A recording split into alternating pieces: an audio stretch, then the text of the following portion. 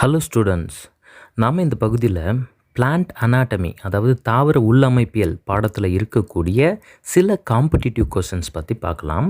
இதில் first question பார்த்தீங்கன்னா, the balloon shaped structures called tylosis, balloon போன்ற அமைப்பு அப்படின்னு கேள்வி அமைஞ்சிருக்கு. இதுக்கான ஆப்ஷன்ஸ் பார்த்தீங்கன்னா, originate in the lumen of vessel. வெசல்ஸ்னால் ஜைல குழாய்கள், அதனுடைய உட்புறத்தில் இருக்கக்கூடிய அந்த லூமன்னா அந்த கேப், அதிலிருந்து இது ஆரிஜினேட் ஆகுது, உருவாகி வருது அப்படின்றாங்க.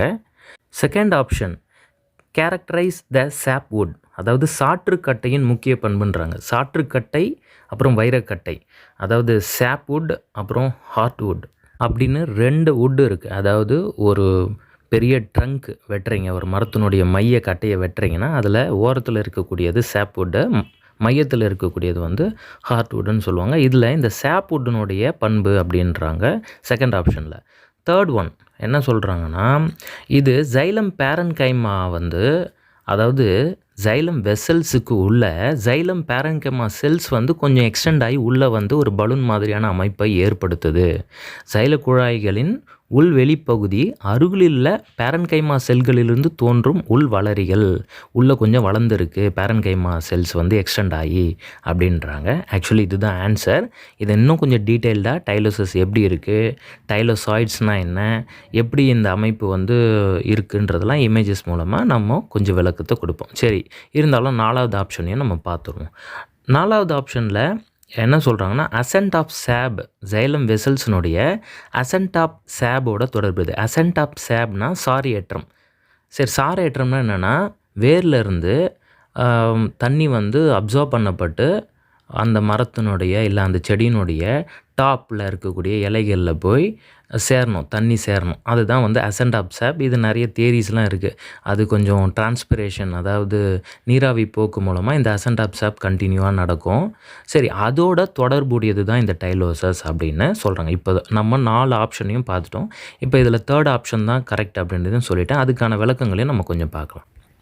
டைலோசஸ்ன்றது நிறைய டைகாட் பிளான்ட்ஸில் பார்த்தீங்கன்னா, இந்த ஜைலம் வெசலில் இருக்கக்கூடிய குழிகள் மூலமாக பக்கத்தில் இருக்கக்கூடிய பேரன்கைமேட்டா செல்ஸ் அந்த குழிகள் மூலமாக கொஞ்சம் வளர்ந்து உள்பக்கமாக வளர்ந்து அந்த ஜைலம் வெசலை கொஞ்சம் ஃபில் பண்ணும். அப்போது ஒரு பலூன் மாதிரி ஒரு ஸ்ட்ரக்சர் ஃபார்ம் ஆகும். அதுதான் டைலோசஸ்.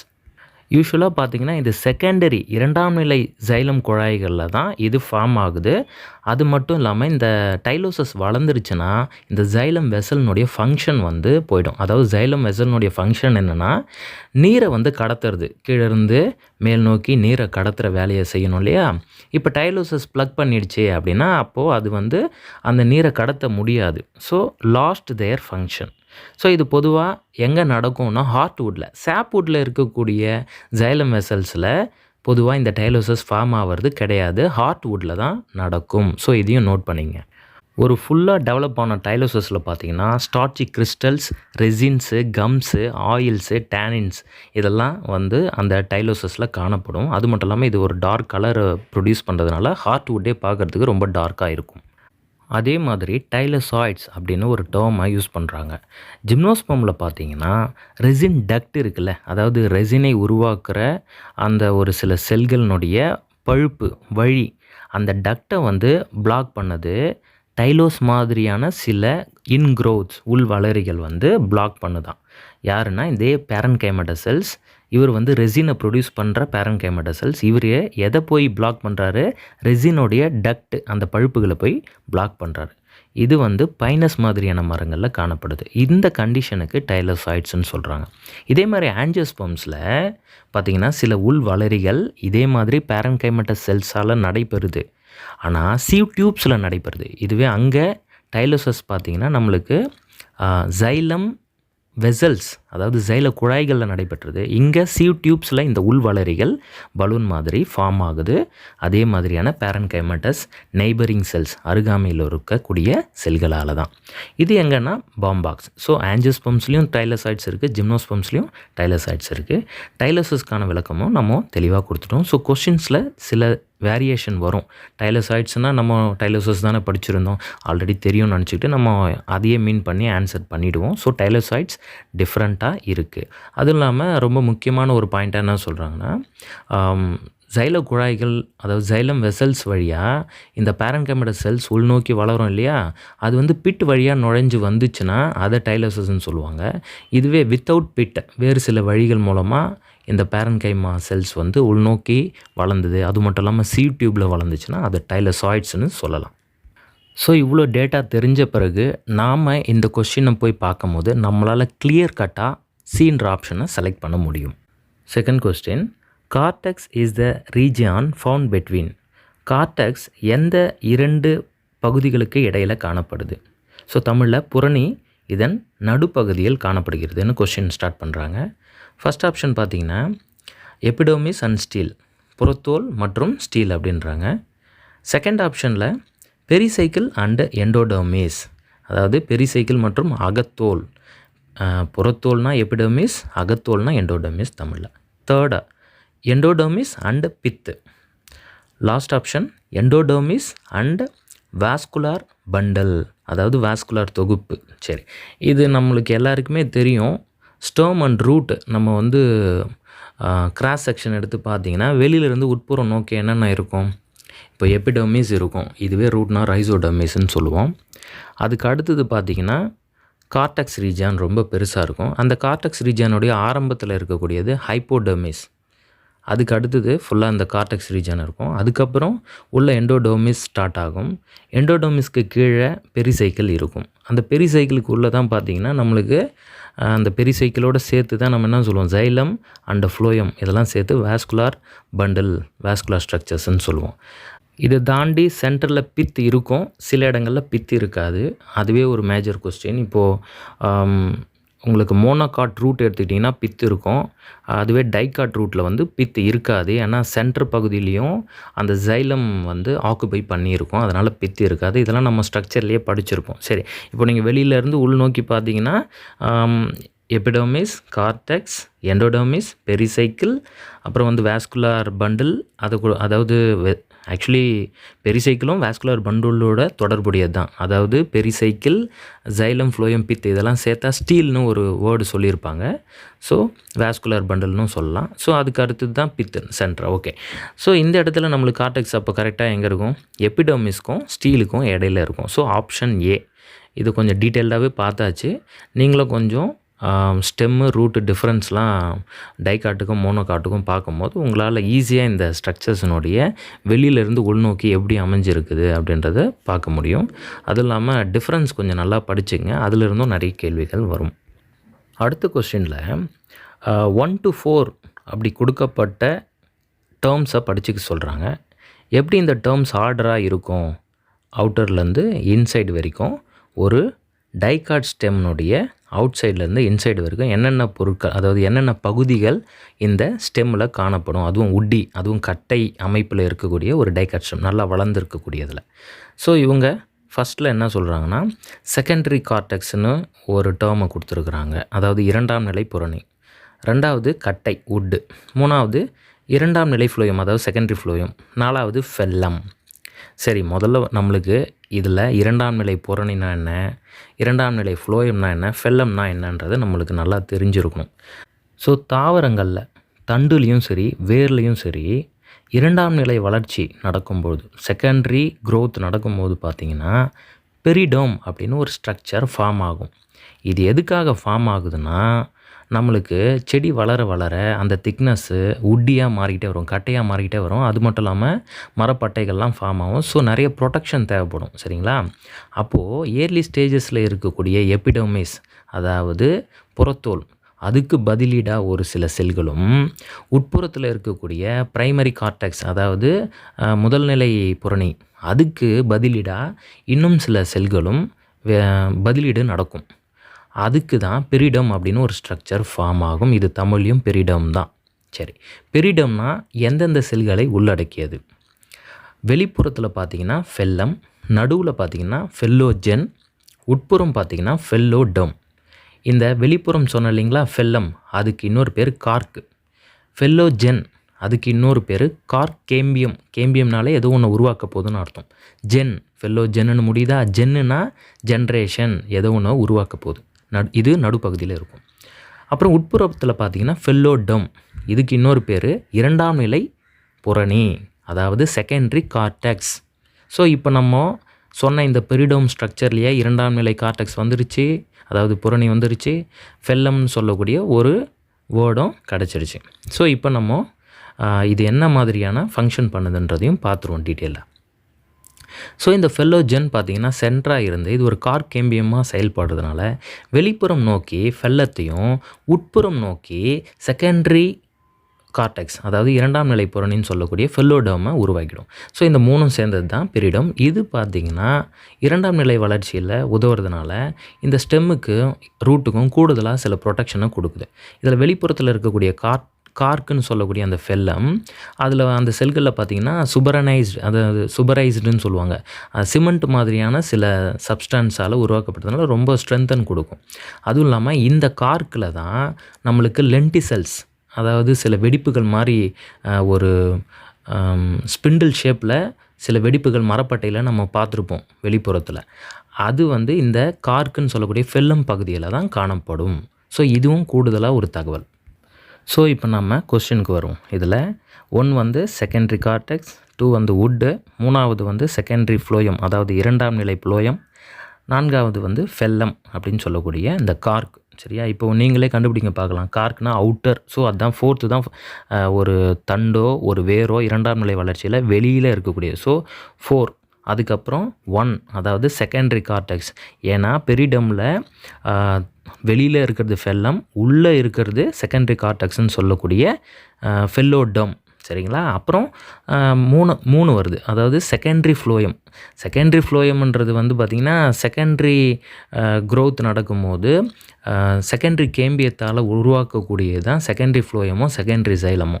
ஸோ அவரும் பார்த்திங்கன்னா இந்த தண்டில் பார்த்திங்கன்னா இப்போ கேள்வியிலேயே டைகாட் ஸ்டெம்மு தான் கேட்டிருக்காங்க. அப்போ எப்போவுமே ஃப்ளோயம் வெளிநோக்கியும் சைலம் உள்நோக்கியும் தான் இருக்கும் ஸ்டெம்மில். அப்போது இன்னும் கூட சில ஆப்ஷனில் உங்களுக்கு செகண்டரி ஃப்ளோயம் செகண்டரி சைலம் கேட்டாங்கன்னா ஃபஸ்ட்டு உங்களுக்கு வெளியில் செகண்டரி ஃப்ளோயம் தான் இருக்கும், அதுக்கு உள்ளே தான் செகண்டரி சைலம் வரும். ஸோ இந்த இடத்துல செகண்டரி ஃப்ளோயம் தான் கொடுத்துருக்காங்க. ஸோ 3rd அது வருது அந்த வரிசையில். அடுத்தது வுட்டுனா இங்கே நம்மளுக்கு ஹார்ட் வுட்டு தான். கட்டைன்னு எடுத்துக்கிட்டிங்கனாலே அந்த வைரக்கட்டைன்னு சொல்லுவோம். ஸோ அது சென்டராக இருக்கும். அதில் நிறைய இந்த டேனின்ஸ் ரெசின்ஸ்லாம் இருக்கும், டைலோசஸ். இதுக்கு முன்னாடி 2வது கொஷனில் கூட நம்ம டீட்டெயில்டாக பார்த்தோம். ஸோ இவ்வளோ விஷயங்கள் இதில் அடங்கியிருக்கு. இதெல்லாம் தெரிஞ்சதுன்னா இதே மாதிரியான வேறு சில கொஷின்ஸ் கேட்டாலும் உங்களால் டீட்டெயில்டாக ஆன்சர் பண்ண முடியும். ஸோ அடுத்தது இந்த கொஷினில் என்ன கேட்குறான்னா, நம்மக்கிட்ட டைகாட் ஸ்டெம், அதாவது இருபத்திலை தண்டம், அதே மாதிரி இருபத்திலை வேர் டைகாட் ரூட்டும் கொடுத்துட்றாங்க. கொஞ்சம் நல்லா தெளிவாக தெரியக்கூடிய ஒரு ஓல்டு பீஸாக கொடுக்குறாங்க, ரொம்ப முதிர்ந்த பீஸ் கொடுக்குறாங்க. இதை வச்சுட்டு இதனுடைய உள்ளமைப்பை பார்த்து நம்ம அதுங்களை எப்படி வேறுபடுத்தி கண்டுபிடிச்சிருவோம். இது ஸ்டெம்மு, இது ரூட்டு அப்படின்னு சொல்லிட்டு கேள்வி அமைஞ்சிருக்கு. இதில் ஆப்ஷன்ஸ் பார்த்திங்கன்னா செகண்டரி சைலம் ஃபஸ்ட் ஆப்ஷன், 2ஆம் நிலை சைலம், செகண்டரி ஃப்ளோயம் 2ஆம் நிலை ஃப்ளோயம், புரோட்டோசைலம், அப்புறம் 4வது கார்டிக்கல் செல்ஸ், புறணை செல்கள். இதில் பார்த்திங்கன்னா நீங்கள் ரூட் எடுத்துக்கிட்டிங்கன்னா எப்போவுமே புரோட்டோசைலம் வெளிநோக்கி அமைஞ்சிருக்கும். அதுவே ஸ்டெம் எடுத்துக்கிட்டிங்கன்னா புரோட்டோசைலம் உள்நோக்கி அமைஞ்சிருக்கும். ஸோ இங்கே ஆப்ஷன் சியில் பார்த்திங்கன்னா புரோட்டோசைலம், இதை வச்சு தான் நம்மளால் இது ஸ்டெம்மாக ரூட்டா அப்படின்றத கண்டுபிடிக்க முடியும். 5th question, heartwood differs from sapwood. எப்படி வைரக்கட்டையிலிருந்து சாற்றுக்கட்டை வேறுபடுகிறதுன்ற மாதிரி கொஸ்டின் இருக்குது. ஃபஸ்ட்டு பார்த்திங்கன்னா presence of rays and fibres, கதிர் மற்றும் நார்கள் காணப்படுது, அதை வச்சு வேறுபடுத்தலான்றாங்க. செகண்டில் ஆப்ஷனில் the absence of vessels and parenchyma, சைல குழாய்கள் மற்றும் பேரன்கைமா காணப்படுவதில்லைன்றாங்க. 3வது இறந்த மற்றும் கடத்தும் கூறுகள் அற்றது, ஹேவிங் டெட் அண்டு நான் கண்டக்டிங் எலிமெண்ட்ஸ். என்னென்னா இப்போ சைலம் எடுத்துக்கிட்டிங்கன்னா அது கொஞ்சம் வாட்டரை கண்டக்ட் பண்ணும். ஸோ இந்த ஹார்ட்வுட்லாம் பார்த்திங்கன்னா இறந்து போன செல்கள் இருக்கும். அதுவும் இல்லாமல் டைலோசஸ் மாதிரியான சில பொருட்கள் அடைப்பட்டு அது நான் கண்டக்டிங், கடத்தும் கூறுகள் அதில் பெருசாக அந்த வேலையை செய்யாது. ஸோ சொல்கிறாங்க. ஆப்ஷன் டியில் பார்த்திங்கன்னா being susceptible to host and pathogen, எளிதில் நோயை வாங்கிக்கக்கூடிய தன்மை தான் சசப்டிபிள்னு சொல்லுவாங்க. ஈஸியாக வந்து தாக்குதலுக்கு உள்ளாக்கப்படும் ஹோஸ்ட்னாலேயோ சில பேத்தோஜன்ஸ் சில கிருமிகளாலேயோ. இங்கே தமிழில் என்ன சொல்கிறாங்க, பூச்சிகள் மற்றும் நோய் கிருமிகளால் பாதிக்கப்படுபவைகளாக இருக்கும் அப்படின்றாங்க. சரி, நம்ம டீட்டெயில்டாக வைரக்கட்டை மற்றும் சாற்றுக்கட்டை அதை பற்றி பார்த்துருவோம்.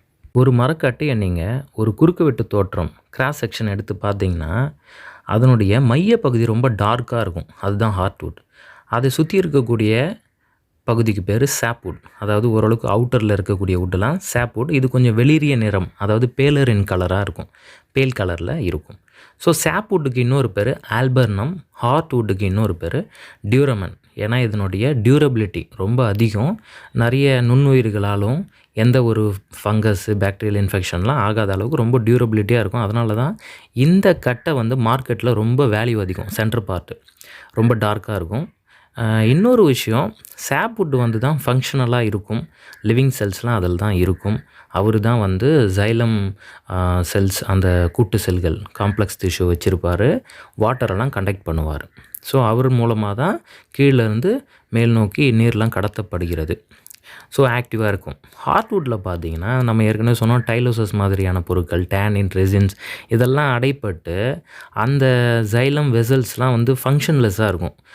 அவங்களுடைய கடத்தும் கூறுகளை இழந்துருப்பாங்க. அதனால் வேலை செய்யாது. பட் வந்து வேல்யூ அதிகம் நம்ம கமர்ஷியலாக பேசும்போது. இன்னும் இந்த ஹார்ட்வுட் பற்றி சொல்லணுன்னா, ஒரு 1000, 1500 வருடங்கள் வாழ்ந்த மரங்கள்லாம் நம்ம பார்த்துருப்போம். அதனுடைய நடுப்பகுதியில் ஒரு மாதிரி போல் ஃபார்மேஷன் ஆகிருக்கும். சில பேர்லாம் போய் ஒளிஞ்சிப்பாங்க. சில இடங்கள்லாம் படங்கள்லாம் பார்த்துருப்பீங்க.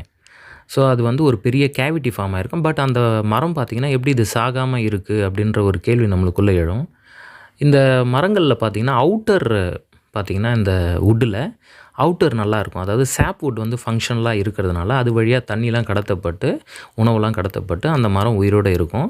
ஹார்ட்வுட் மட்டும்தான் செதஞ்சு போயிருக்கும். ஸோ ஹார்ட்வுட் செதஞ்சு போயிருந்தாலும் அந்த மரம் உயிரோடு தான் இருக்கும். காரணம், ஹார்ட்வுட் வந்து எந்த ஒரு வேலையும் செய்கிறதில்ல.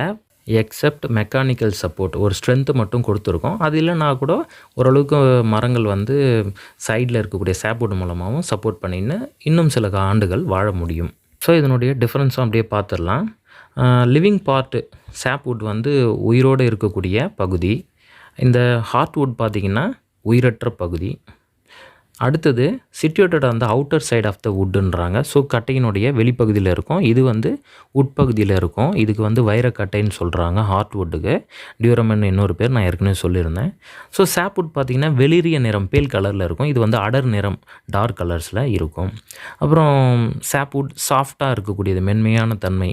அப்புறம் ஹார்ட்வுட் வந்து ஹார்டு, ரொம்ப கடினத்தன்மை கொண்டிருக்கும். நான் ஏற்கனவே சொன்ன வைரக்கட்டை அந்த ஹார்ட்வுட்டில் தான் டைலோசஸ் வந்து ப்ளக் பண்ணியிருக்கும், சாப்வுட்டில் இருக்காது.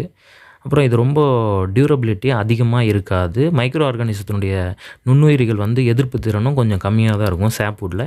இது ரெண்டுமே அதிகமாக இருக்கும் ஹார்ட்வுட்டில். நீடித்த உழைப்பு மற்றும் நுண்ணுயிரிகள் எதிர்ப்பு திறன் கொண்டது. ஸோ இந்த இன்ஃபர்மேஷன்ஸை வச்சுட்டு நீங்கள் ஈஸியாக இந்த கொஸ்டின்ஸ்க்கு ஆன்சர் பண்ண முடியும். ஸோ ஆப்ஷன் சி பார்த்திங்கன்னா ஹேவிங் டெட் அண்ட் நான் கண்டக்டிங் எலிமெண்ட்ஸ், இறந்த மற்றும் கடத்தும் கூறுகள் அற்றது. இதுதான் சரியான ஆன்சர். ஸோ இந்த வீடியோவில் இது வரைக்கும் போதும். நெக்ஸ்ட் வீடியோவில் இதே மாதிரி பிளான்ட் அனாட்டமியில் நிறைய கொஸ்டின்ஸ் இருக்குது. அதை நம்ம பகுதி 2ல் பார்க்கலாம். தேங்க்ஸ் ஃபார் வாட்சிங்.